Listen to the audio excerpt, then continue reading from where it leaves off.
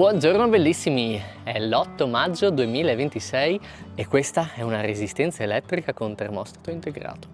Questo invece è un sensore di livello a elettrodo.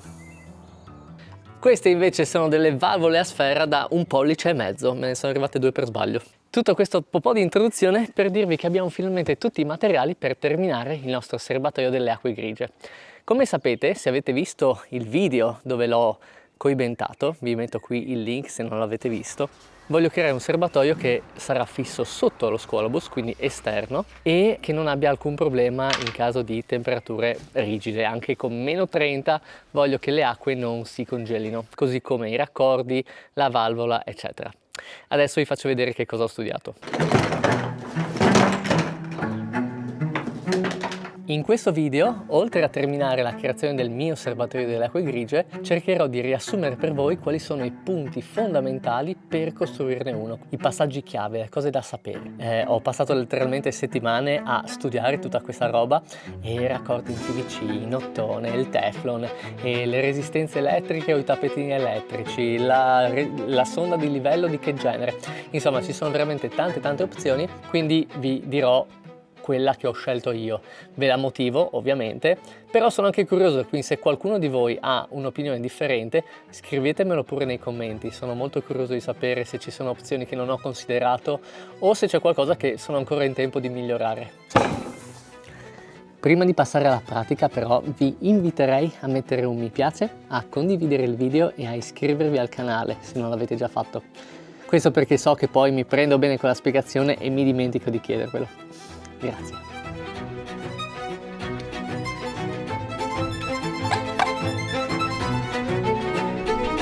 Tac, abbiamo trovato una soluzione.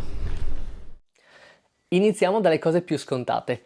Tutti i serbatoi hanno assolutamente queste due cose, che sono un ingresso e un'uscita. L'ingresso vuol dire che tutte le acque del camper o dello scuolabus, nel mio caso grigie, tutte le acque della doccia e della cucina sostanzialmente confluiscono in un tubo che entra nel serbatoio delle acque grigie che va a contenerle. In uscita invece cosa vuol dire? Che a un certo punto, quando il serbatoio è troppo pieno, bisogna svuotarlo e quindi ci serve una valvola che può essere di vario tipo che ci permette di aprire e chiudere l'uscita dell'acqua che c'è all'interno del serbatoio. Quindi queste due cose sono le prime che faremo. L'ingresso, come potete immaginare, funziona per gravità, quindi le acque sporche scendono e confluiscono nel serbatoio. Il che vuol dire che dovremo fare un foro per l'ingresso, se non è già predisposto sul serbatoio, o sul lato superiore oppure lateralmente, però nel punto più alto possibile. E nel mio caso questo sarà il lato predisposto per tutti i fori in realtà, poi vi mostrerò anche il perché. E la dimensione del foro dipende dalla dimensione ovviamente del tubo in ingresso e poi dopo anche dal raccordo in uscita, e io ho scelto di utilizzare 1,5 pollici per entrambi, sia l'ingresso che l'uscita. Questo perché le acque grigie sono molto sporche e un raccordo grande non rischia di otturarsi. Ecco, non l'ho stretto fino in fondo perché voglio mettere un quintale di adesivo sigillante apposta, ma non mi è ancora arrivato. Probabilmente nel video voi vedrete già le scene di me che lo rifisso con il sigillante, quindi queste sono tutte chiacchiere inutili. Adesso passiamo a fare invece la parte di scarico, che farò dallo stesso identico lato, però ovviamente nella parte bassa. Diversamente dall'ingresso, che non ha tanta pressione, non c'è rischio di urti e di cose che lo facciano staccare, e che quindi per cui basta un nipless come questo, un raccordo semplicemente incastrato bene dentro e poi incollato e sigillato sarà più che sufficiente per la tenuta. Mentre per lo scarico, considerando la pressione, considerando che ogni volta che lo vado ad aprire devo girare questa manopola che potrebbe essere dura, incastrata, potrebbe prendere delle botte, insomma ci sono tanti rischi, allora per fissare bene e evitare che si stacchi o che si scoli leggermente utilizzerò un passaparete, che è un aggeggio, un marchingegno, un raccordo con una ghiera interna, una guarnizione interna, una guarnizione esterna e una ghiera esterna.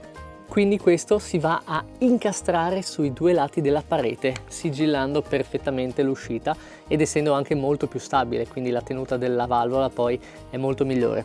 Una cosa però a cui fare molta attenzione nel momento in cui facciamo il forro è che adesso non dobbiamo solamente infilare il passaparete nel forro, ma dobbiamo anche poter inserire la ghiera dall'interno, il che vuol dire che il forro dovrà essere leggermente più alto, altrimenti chiaramente non si può incastrare.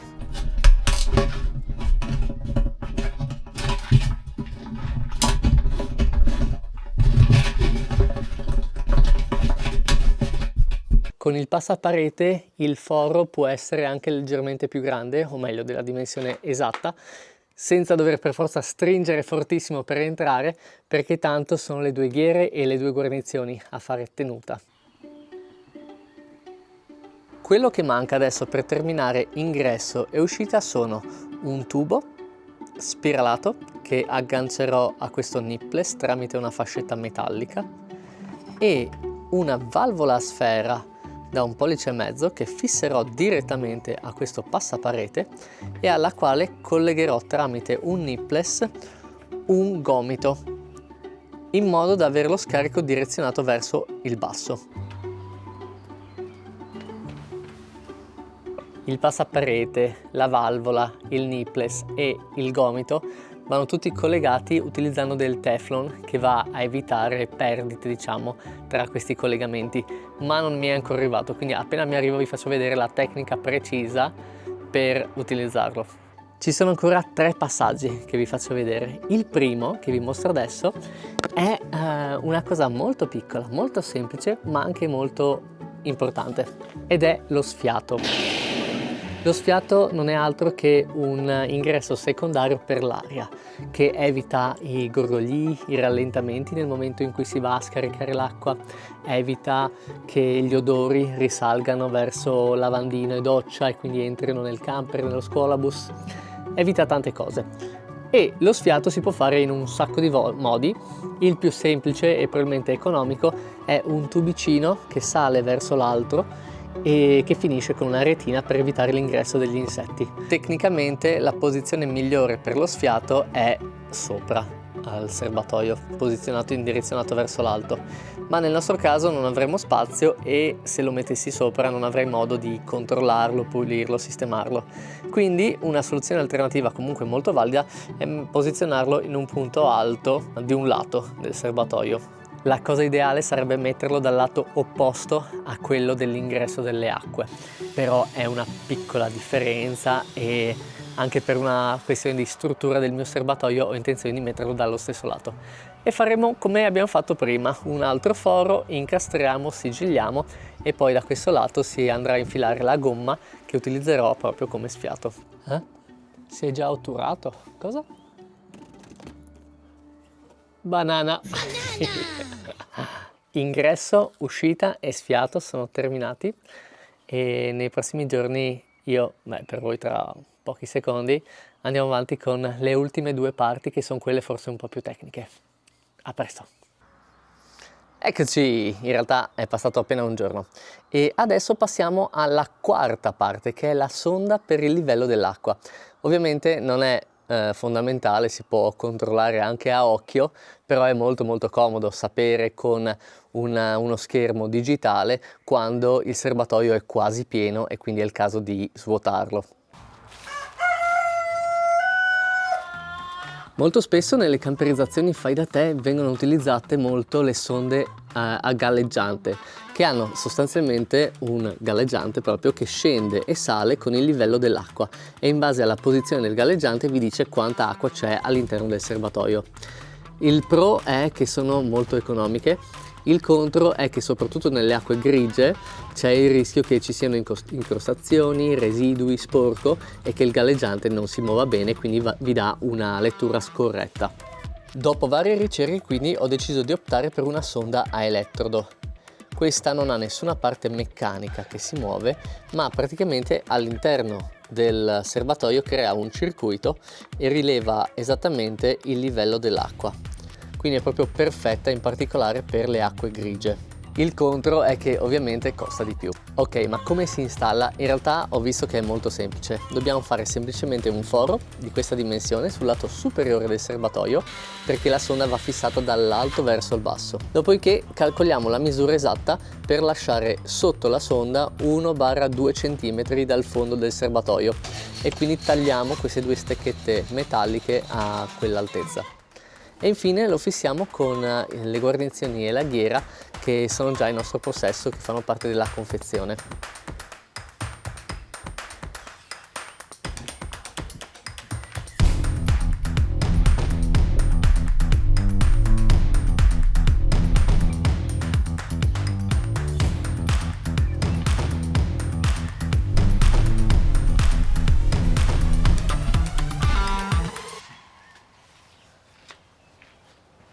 Che soddisfazione che dà fare le cose con precisione, bene, tutto che si incastra alla perfezione.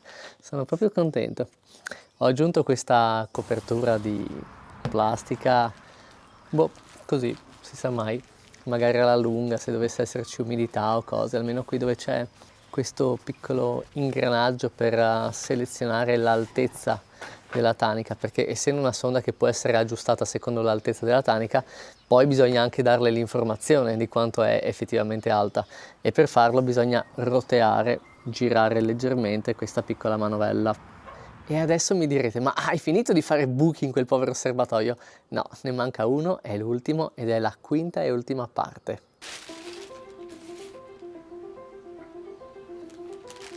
Questo pezzo di metallo è una bellissima invenzione che mi è stata data, che ho scoperto grazie all'azienda Il Portale del Sole, con cui farò anche tutto l'impianto elettrico. E dico che è un'invenzione bellissima perché si tratta di una resistenza elettrica con termostato integrato, il che vuol dire che noi la infiliamo dentro il serbatoio e questa automaticamente, quando la temperatura dell'acqua scende sotto una certa soglia, questa si accende da sola e scalda l'acqua così che non si congeli. È una figata. Quindi adesso come si fa? Dobbiamo fare l'ennesimo foro, inseriamo la resistenza all'interno del serbatoio e poi dall'esterno chiudiamo con la ghiera. Questa va posizionata in basso, perché ovviamente se il serbatoio è mezzo vuoto o quasi vuoto c'è la necessità che la resistenza possa toccare comunque l'acqua per scaldarla. Essendo fatta apposta per i serbatoi non c'è il rischio che si bruci in caso di assenza totale di acqua, però comunque se la mettiamo in alto può scaldare l'acqua solo quando ce n'è tanta e non ha alcun senso. Tac! E anche la nostra resistenza è pronta.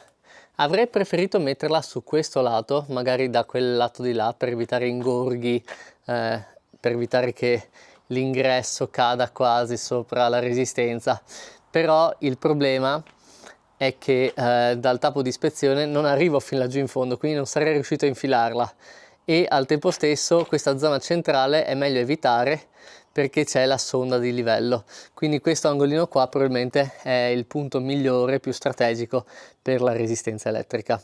Un'ultima cosa che stavo dimenticando di dirvi è il perché ho scelto il PVC rispetto al metallo. Il vantaggio dei raccordi in PVC è che non si ossidano, come invece succede col metallo, e hanno una conducibilità molto inferiore, quindi se fa tanto freddo la temperatura entra molto più lentamente. Forse ci sarà una piccola parentesi sul Teflon, lo sto facendo adesso. Mi sono informato un sacco su vari tipi di Teflon, tecniche, su metallo, su PVC, ma alla fine per quello che dobbiamo fare adesso è molto semplice. L'unica cosa da sapere è che il Teflon va messo seguendo un senso orario, in modo che avvitando poi il raccordo il Teflon non si vada a sfilare e ad allentare, e servono un sacco di giri di Teflon, soprattutto di quello economico. Per un raccordo da 1,5 pollici sentivo che bisogna fare almeno una quindicina di giri, perché questo Teflon è molto sottile e molto stretto.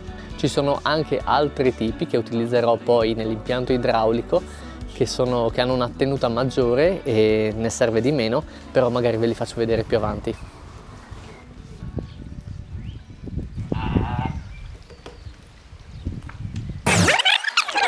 Forse ci sarà una piccola parentesi sul Teflon, o forse l'ho già fatta, e ci vediamo con il prossimo video, nel quale molto probabilmente chiuderò il serbatoio e lo fisserò allo scolobus. Anche quello sarà divertente, ma non è legato a ciò che interessa a voi, quindi quali sono le parti fondamentali per creare un serbatoio e come funzionano. Spero che questo video vi sia piaciuto e che vi sia stato utile, e sono curioso di leggere tutti i vostri commenti e sapere se avete apprezzato, se condividete o se avete qualche opinione discordante. Scrivetemi tutto quanto e ci vediamo con il prossimo. Ciao bellissimi!